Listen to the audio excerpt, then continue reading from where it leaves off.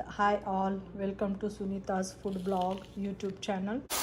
I am making blackberry raspberry reduction for cream cheese Danish. Today I am making blackberry raspberry cream cheese Danish. I have here trays lined up with parchment paper. So add 3 tablespoons of baking sugar. So nicely incorporate on. Preheat the oven at 400 degrees Fahrenheit. Take the puff pastry out and put it on a floured surface.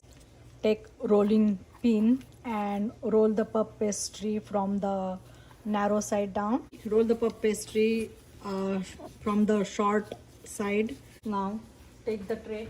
Now add half a tablespoon of raspberry blackberry reduction at the center of the cream cheese. Pull the edges and put it on top of the cream cheese. Now this Danish will go in the oven. Oven is already preheated at 400 degrees Fahrenheit.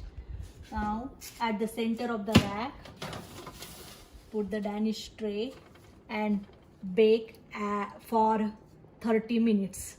After 30 minutes, clear the oven temperature. Take the Danish tray out of the oven. Just let them cool down for 15 to 20 minutes.